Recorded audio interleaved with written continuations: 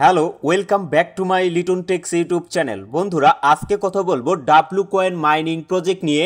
তো W coin mining project আজকে কিন্তু লিস্টেড হওয়ার কথা ছিল, বাট তারা কিন্তু অফিসিয়ালিভাবে কোনো রকম আমাদের লিস্টিংয়ের আপডেট জানায়নি। তো তারা কিন্তু অফিসিয়ালিভাবে একটা আপডেট দিছে, সেটা হলো তাদের যে লিস্টিংয়ের ডেটটা ছিল, যেমন জানুয়ারির 25 তারিখে কিন্তু তাদের লিস্টিংয়ের ডেট ছিল। তো পরবর্তীতে সেটাকে চেঞ্জ করে ফেব্রুয়ারির 25 তারিখে তারা কিন্তু নিয়ে গেছে। মানে আমাদের যে এখানে ডাব্লু কয়েনটা আছে এটাকে আমরা ফেব্রুয়ারির 25 তারিখে কিন্তু সেল করতে পারবো। তো এই জায়গায় সেলের একটা বিষয় কিন্তু তারা নিয়ে আসছে এবং সেই আপডেটে কিন্তু সেই বিষয়টা তারা বলছে যে সর্বপ্রথমে আমাদের কিন্তু এখান থেকে এনএফটি ভাউচার করতে হবে, তারপরে আমরা কিন্তু সেটা এক্সচেঞ্জারে সেল করতে পারবো। তো সেই আপডেটটাও কিন্তু আজকের এই ভিডিওতে আপনাদের দেখিয়ে দেব। তো চলুন কথা না বাড়িয়ে মূল ভিডিওতে যাওয়া যাক। তো সর্বপ্রথমে তারা যে আপডেটটা দিছে সেই আপডেটটা আগে দেখে আসি। তো এর জন্য আমরা কিন্তু সরাসরি চলে আসলাম ডাব্লু কয়েনের যে টেলিগ্রাম চ্যানেলটা আছে, তো এই জায়গায় আসলাম। তো এখানে তারা কিন্তু একটা অনেক বড় আপডেট দিছে।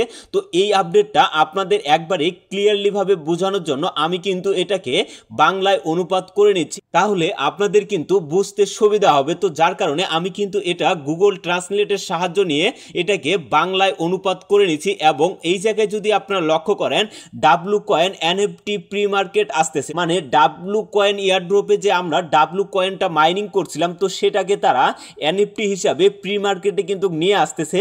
এবং নিচে কিন্তু আরেকটা বিষয় বলা হয়েছে, বন্ধুরা ডাব্লু কয়েন ইকোসিস্টেম এগিয়ে যাচ্ছে, মানে তাদের যে ইকোসিস্টেমটা আছে সব বিষয়গুলো নিয়ে কিন্তু তারা অনেকটাই এগিয়ে যাচ্ছে, বা তাদের কোনো সমস্যার কারণে হয়তোবা লিস্টিংয়ের ডেটটা তারা পরিবর্তন করে দিয়েছে।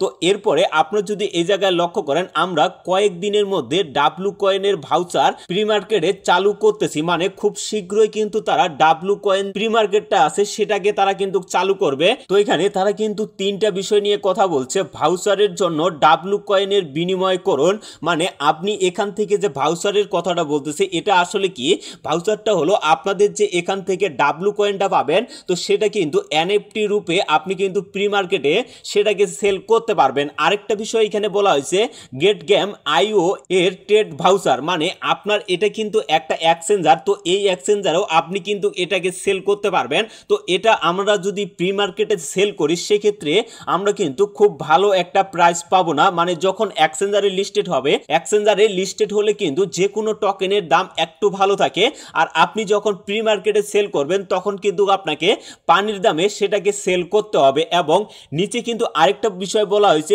টিজিতে আপনার ভাউচারগুলি ডাব্লু কয়েনে রূপান্তরিত করুন, মানে আপনার যে ডাব্লু কয়েনটা আছে এটাকে আপনাদের টিজি যখন হবে, টিজিতে আপনাদের কিন্তু এনএফটিতে নিয়ে আসতে হবে এবং তারপরে আপনি কিন্তু ডাব্লু কয়েনটা সেল করতে পারবেন। আর এখানে আরেকটা কিন্তু বিষয় বলা হয়েছে, এখানে ডাব্লু ইয়ারড্রপের সর্ববৃহত্তম সত্যগুলি সুরক্ষিত করতে তালিকার তারিখটি 25শে ফেব্রুয়ারিতে সরঞ্জাম করা হয়েছে, মানে তাদের যে লিস্টিং এর ডেটটা ছিল জানুয়ারির 25 তারিখ, তো তারা কিন্তু সেটাকে চেঞ্জ করে তারা কিন্তু ফেব্রুয়ারির 25 তারিখে কিন্তু সেই ডেটটাকে নিয়ে গেছে।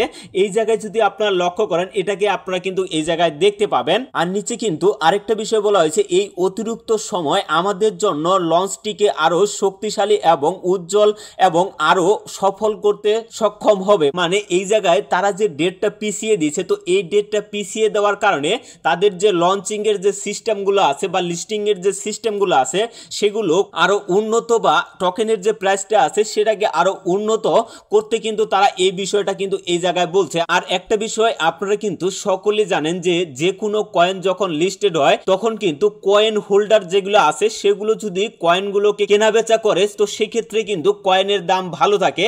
আর যদি কোনো কয়েন হোল্ডার যদি এই কয়েনগুলো না কিনে সেক্ষেত্রে মার্কেট কিন্তু খুব একটা বেশি পাম্প করবে না। তো আশা করি এই বিষয়টা আপনারা বুঝতে পারছেন। আর এই জায়গায় নিচে কিন্তু আরেকটা বিষয় বলা হয়েছে, আমরা জানি যে বিলম্ব হতাশজনক হতে পারে এবং আমরা সত্যি আপনাদের ধৈর্যের প্রশংসা করতেছি এবং আমলাতন্ত্রের সময় লাগে, কিন্তু আমরা এটিকে সঠিক করতে প্রতিশ্রুতিবদ্ধ। অন্য সবার মতো নয়, সক্রিয় থাকুন এবং একসাথে আমরা এটাকে ইতিহাস গড়ব। তো এই জায়গায় মানে টোটাল যে বিষয়টা দাঁড়াইলো, তারা কিন্তু অবশ্যই লিস্টিং এর যে ডেটটা আছে সেটা চেঞ্জ করে দিছে। এবং এই জায়গায় আমাদের একটা বিষয় মনে রাখতে হবে, অনেক প্রজেক্টে কিন্তু আমরা কাজ করি এবং অনেক প্রজেক্ট থেকে কিন্তু আমরা পেমেন্ট পাই না। না একটার পর একটা লিস্টিং এর ডেট কিন্তু চেঞ্জ করতেই থাকে। যেমন ট্যাপসোয়াপ মাইনিং প্রজেক্ট একটার পর একটা কিন্তু ডেট দিচ্ছে, বাট তারা কিন্তু লিস্টিং এর কোনো আপডেট দিচ্ছে না। এবং কি ট্যাপসোয়াপের পরে যে ইয়ারড্রপ গুলো আছে এগুলো থেকে কিন্তু আমরা প্রফিট করতে পারছি, বাট ট্যাপসোয়াপ থেকে এখন পর্যন্ত কিন্তু সেরকম এক গুড নিউজ কিন্তু আমরা পাইনি। তো এখন শুধুমাত্র দেখার বিষয় যে 25শে ফেব্রুয়ারি তারা কোন আপডেট নিয়ে আসে। যদি 25শে ফেব্রুয়ারি তারা আবারও লিস্টিং এর ডেটটাকে চেঞ্জ করে দেয় তাহলে আমরা ধরে নিব যে তারা আমাদের সাথে প্রতারণা করছে, কোনোভাবেই আমাদেরকে পেমেন্টটা দিবে না। তো এখন শুধু এই সময়টার অপেক্ষায় আমাদের থাকতে হবে। তো আশা করি এই বিষয়গুলো আপনাদের ক্লিয়ারলি ভাবে বুঝাইতে পারছি। অবশ্যই কিন্তু আপনাদের এই জায়গায় অ্যাক্টিভ থাকার লাগবে। অবশ্যই 25শে ফেব্রুয়ারি পর্যন্ত আপনারা এই জায়গায় অ্যাক্টিভ থাকার চেষ্টা করবেন।